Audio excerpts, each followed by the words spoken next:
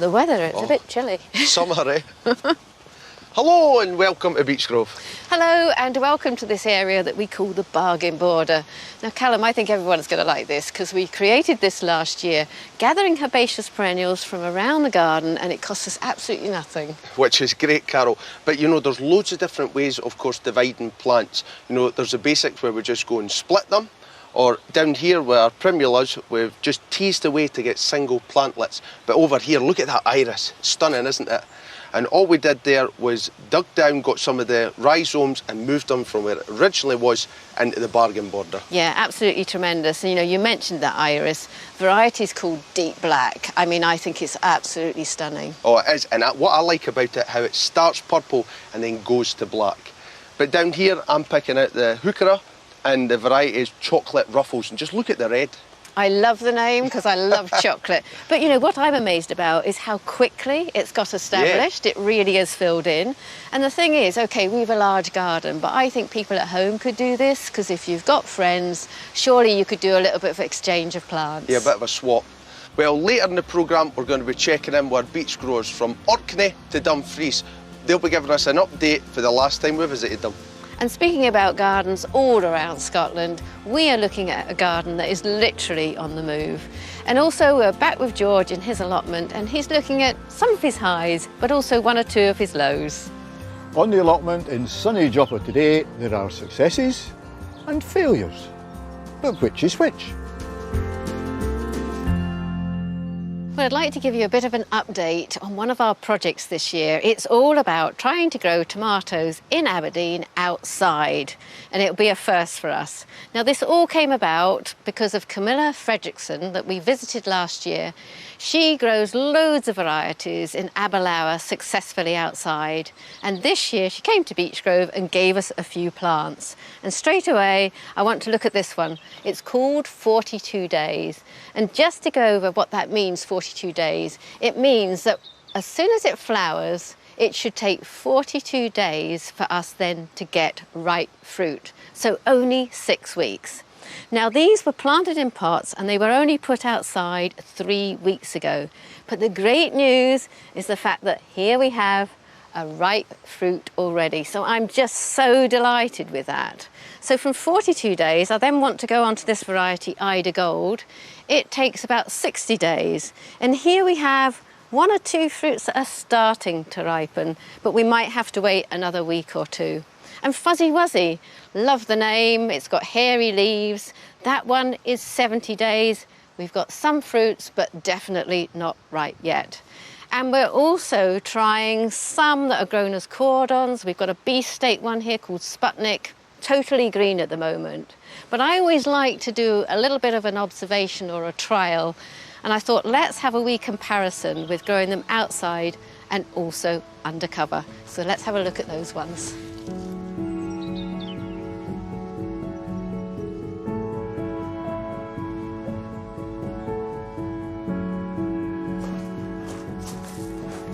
Now, straight away, I'm going to say this isn't a proper observation, because if it was, we really should be growing these plants undercover in the same pots and the same compost.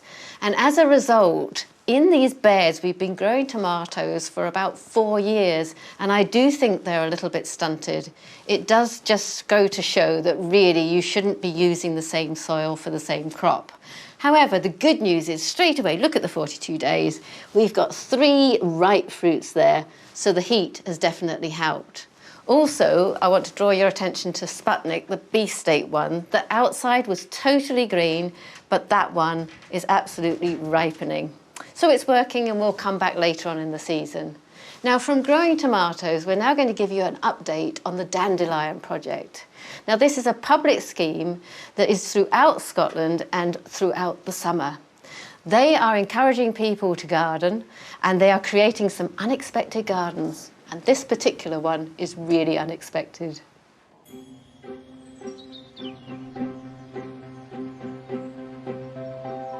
The Dandelion Project is a summer-long programme of events aimed at getting us all to grow, sow and share. A few weeks ago, we visited one of their unexpected gardens in Greenock. But there are gardens even more unexpected than that one. This particular unexpected garden is floating, and we're just preparing it at the moment. It's getting ready to go down from here to Glasgow, and then it's going to travel through the canal system. It's a wonderful event because it kind of brings together all the elements of dandelion. We've been planning this for ages, and it's like a sort of poetic idea, the idea of travelling from the west of Scotland to the east of Scotland, distributing plug plants. And so now, after months and months of preparation, we're finally ready.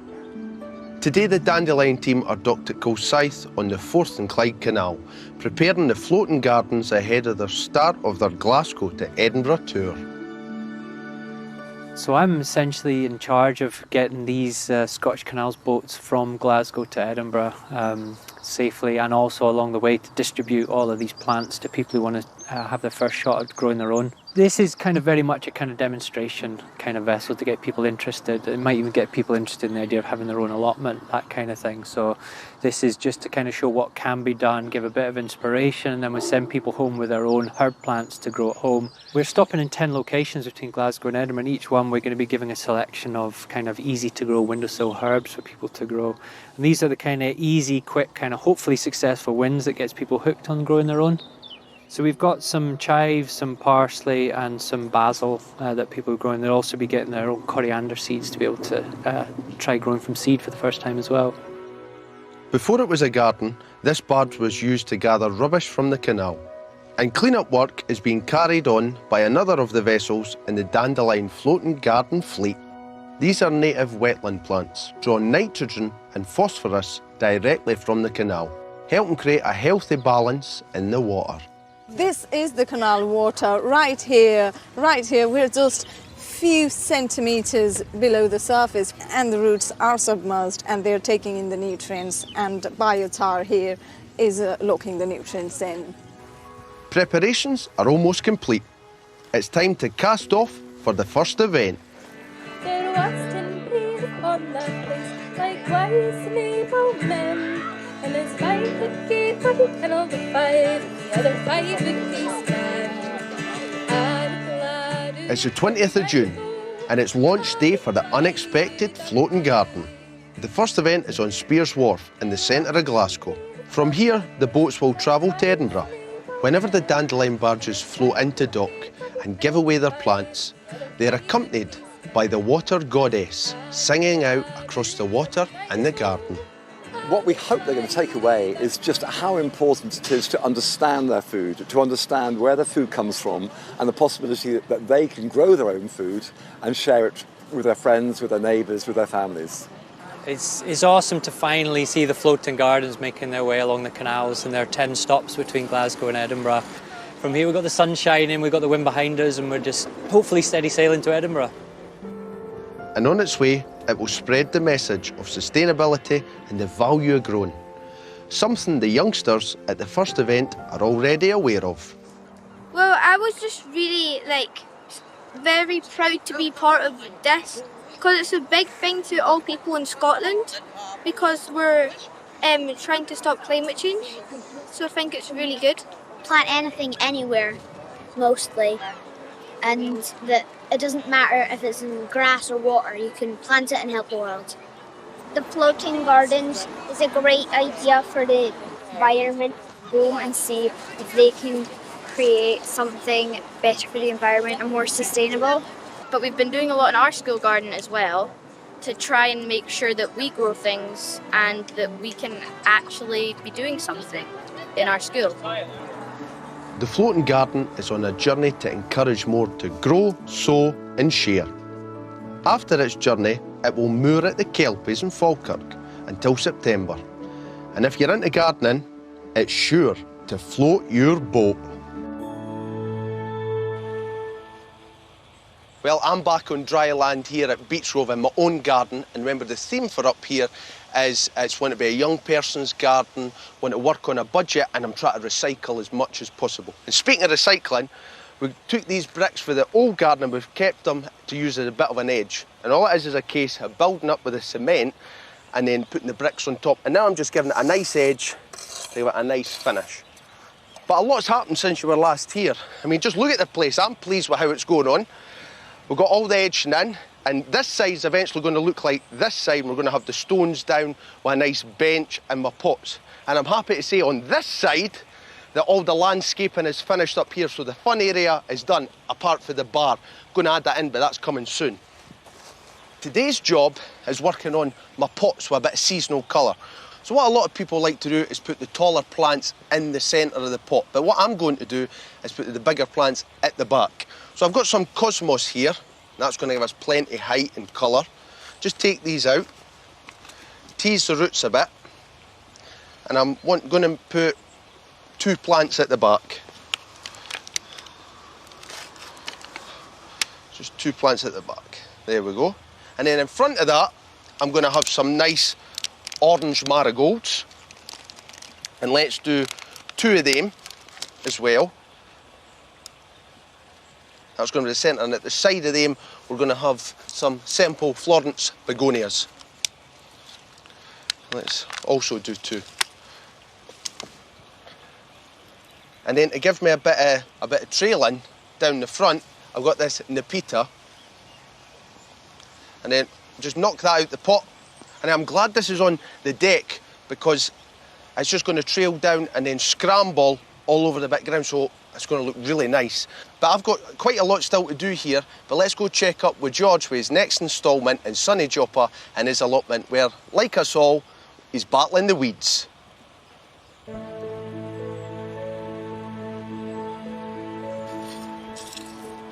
Hello and welcome to my allotment in Sunny Joppa. Now, those of you who were with me a fortnight ago when I planted these dahlia tubers in here will remember that this was a clean piece of land. Well, look at the germination of weeds that are in here. And I have to say that the majority of these weeds are nettles, and if you zoom in close, you will see the little nettle leaves that are there. It's a right little pest. Once I've hoed them out, what I'm going to do is I'm going to take you over there and we're going to have a look at some garlic. Now, that's not my most successful crop, but we'll see how it's done this year.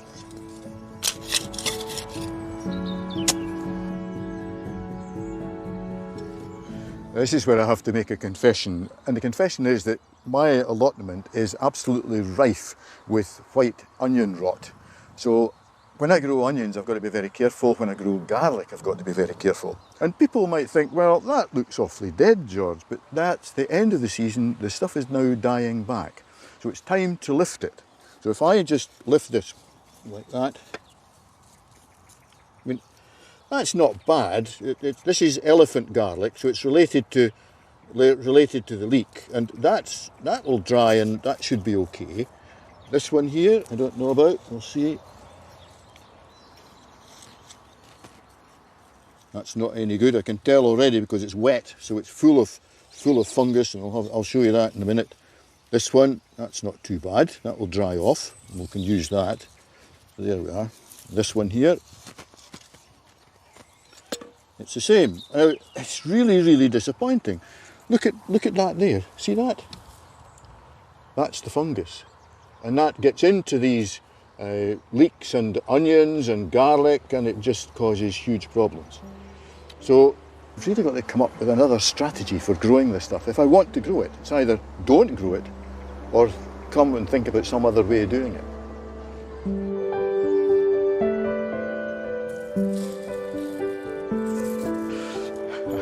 I've come down to where the plot of early potatoes are. This was a group of potatoes that were planted away back in March and covered with the black fabric.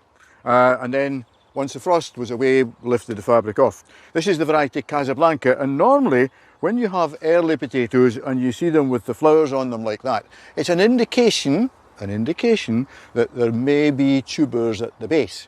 So I'm going to dig a shaw up and see if there's better success here than there was with the garlic. Keeping it well free from where the potatoes are, but loosening it off.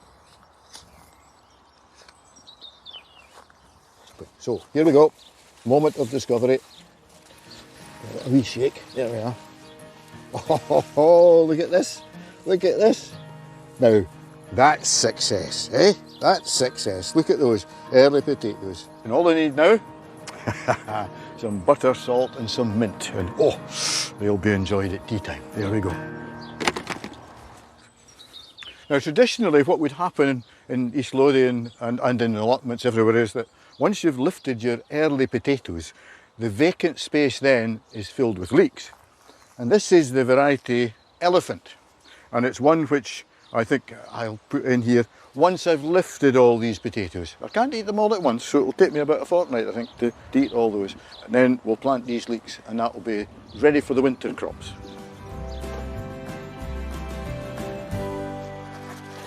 Look at that. There you are.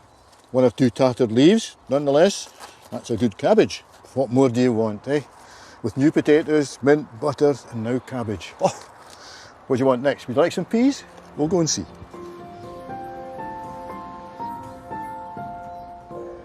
Often when you see people picking peas, you see them with a pair of scissors. And that's fair enough.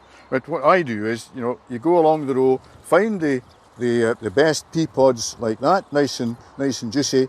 One hand at the top, the other one underneath, and just pull it. And it snaps off just at the top. And you go all the way along and that's it. Then that leaves the young pods at the top with all the moisture that the roots are absorbing, and they will fill up within a week. So you get two pickings very quickly, one after the other.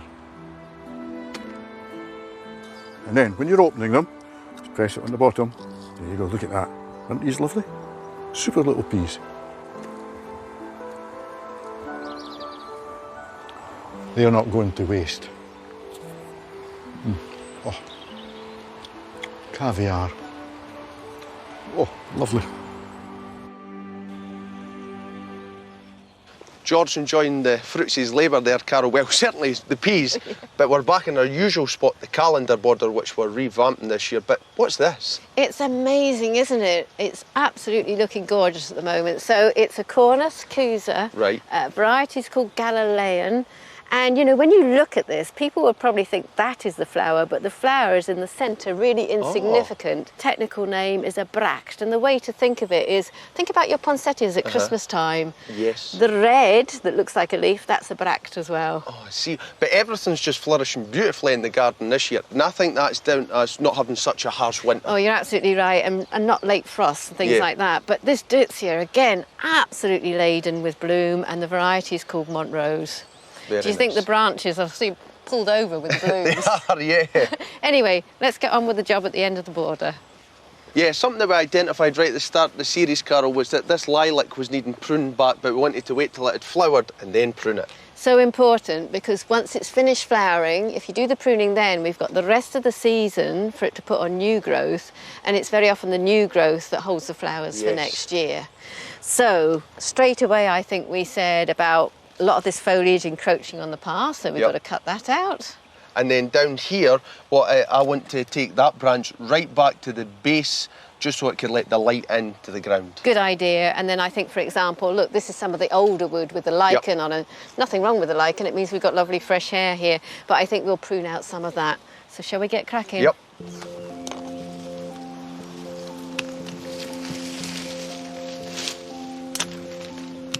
Now, when you're pruning, remember the 3 Ds. That's the dead, diseased, and dying. So this is definitely dead.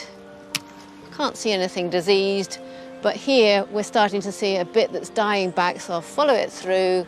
There's a nice healthy bit. Just cut it there. Carol, see, because I've cut that lower branch away, it's actually revealed a sucker. Oh, yes, so that's I'm going to have true. to go and take that out. I could tell that it's a sucker just because you look at the leaves, the sucker one's rougher and the main plant's smoother. So I want to take this out till all the energy goes back into the main lilac. Now, something else to bear in mind is these are the old flowering spikes, and it's a good idea to try and prune those out because you don't want the energy going into those. You want it to go into the plant itself. And I think I've got 2 here, so a little bit of a light prune. I'm going to go back to this healthy branch, like so. Oh no, not that branch. I don't say that. You have me worried there. Cool. Well, Callum, I think we're just about finished having a sort of look round. And I think, step back, isn't it? That's quite important. Do you see anything that we should maybe cut out now? I'm tempted with this branch here, Carol. I think that's a really good point. So look, if we follow that down, I reckon if you cut it to there... Yeah, OK. I'll have a go at that. Get the loppers. And you know what that'll do is it will reveal the liliums a bit more. Ah, right, yes. But it's great, isn't it? And hopefully we'll get lots of lilac flowers for Hope next so. year. So throughout the series, we're following a group of gardeners from Dumfries to Orkney. Yes, it's the beech growers again, in their gardens and allotments. Together we are the beech growers. So let's start with the good news story. Here we are in the hosta corner of the garden. It's lush, it's green, and it's full of growth. You might remember at the start of the series, I was mulching over the crowns of the hostas before they were through the ground, just to provide them with that wee boost to get them through. And look at them now. Green leaves everywhere. And thankfully, not much slug damage, which is unusual for hostas because slugs love them. That's the good news story. Unfortunately, if we go down to the rose bed, we have a slight different problem, and it's a greenfly infestation. So in order to control the large number of greenfly, I've been going round regularly, shaking the plant basically to shake off the greenfly that you can see. I've also been pulling them off as well and rubbing them with my fingers. If that doesn't work because of the numbers, you can get the hose, blast them off. As soon as they're on the ground, they're very unlikely to be able to climb back up the stem and up to the good growth at the top of the plant. However, even that said, the number of greenfly in here, as I said, has been huge.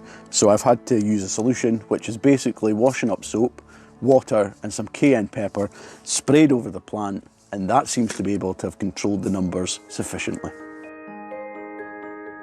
Hello, today we're going to be doing a bit of an experiment with courgettes. Now, at the Stromness Community Garden, we share excess plants with other members. That's how I got this courgette. And normally I'd be planting it in the polytunnel, but I thought I'd go on a little bit of an adventure when it comes to planting, so I'm going to be planting it outside this year. Because the rocks are the dominating feature of my soil, I am going to be using a raised bed.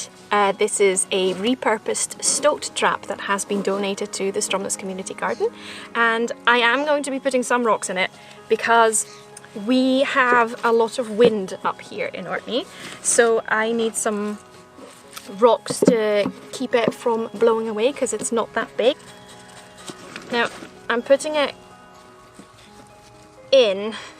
I haven't put the soil right up to the top so that the trap itself also gives a bit of shelter to the plant, and hopefully that will also help it along a little bit in this environment. Now, all I can do now is put it in its sheltered spot and keep my fingers crossed for courgettes this year. This week we're in the mini allotment and we're going to do some propagating. So we're going to get busy in the garden and look for strawberry runners. So let's go round to the mini allotment. So once you have got your soil potted up, you can then get your runner, and always make sure that the runner is facing with the leaf up. This one doesn't have roots on it yet. And then you just gently place it, a little clip on it, and then you can leave it beside the mother plant just now, where it can root for 1 to 2 weeks, and then you can snip it off and take this plant and it'll be a whole new strawberry plant. Hi beech growers, this is Sarah. Hello, I'm Revati. Hello, I'm Damo. Hi, I'm Kazim. We are going to build a grow station today. Let's see how we are going to build it and how we are going to use the grow station.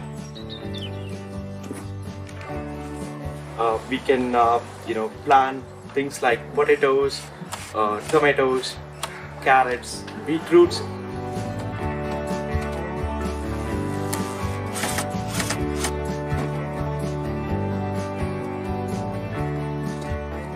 Let's find a place to put this, boys. Yeah. Welcome back to the Wimpy Park here in Alloa. Today we're in the wildflower area.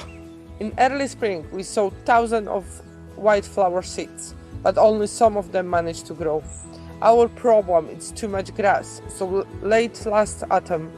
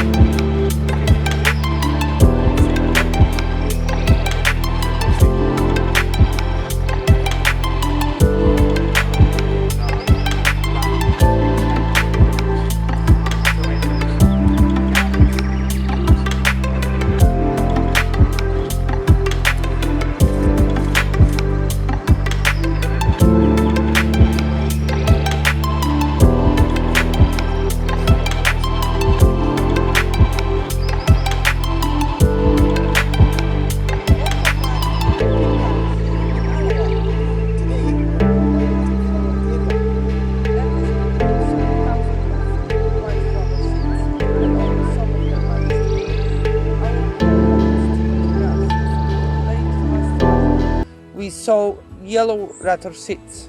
Yellow rattle is a great pollinator and bees love them. It's also a parasite that takes the nutrition from the grass roots and hinders the growth and kills the grass, thus clearing an area for a wildflower meadow. We will be sowing more yellow rattle seeds later in the autumn to combat our problem. This is my favourite area of the park. I love the colours, I love watching the bees, the butterflies, the moths, the hoverflies, etc. This area has some frogs and toads. It's a mini safari park. Welcome back to Dumfries, where today we're talking about basil and tomato. No, it's not the start of a great recipe, but it is the start of a great edible companion plant. So companion planting to get rid of aphids, is it science or is it a myth? Well, here I've got 6 tomato plants and I've got 2 basils growing in between them, no aphids. I've then got a further 4 tomato plants with calendula in between it, no aphids. Then I come to 2 tomato plants at the top, no companion planting, but it's full of aphids. So to try and overcome the aphids on these plants, what I'm going to do is plant some nasturtiums that I had in a hanging basket. These apparently repel the aphids. Gorgeous flowers attract the predators, hoverflies and ladybirds, and they get a free meal off your plants. Not only that, you can eat the leaves because they're edible. Then add the calendula flower to your salad, along with basil.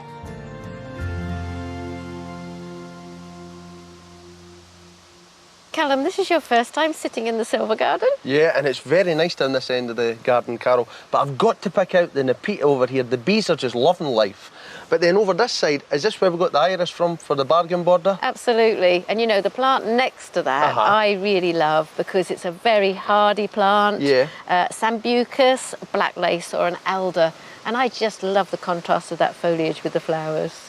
But you know, that's just about it for this week. But if you need any help with your Hebes or tips on your tomatoes, do remember that the whole of the series can be found on the iPlayer. And all you have to do is search for Beechgrove. And next week, George is here. Yup, he's leaving sunny Joppa to join me in glorious Aberdeen. He's going to be answering some of your questions, and I'm going to be putting him at work around the garden. And you know, I'm really excited because I'm getting a trip out. Oh. I'm going to Doonside Garden near Aboyne. Very nice. But that's it from the 2 of us. So goodbye. Bye.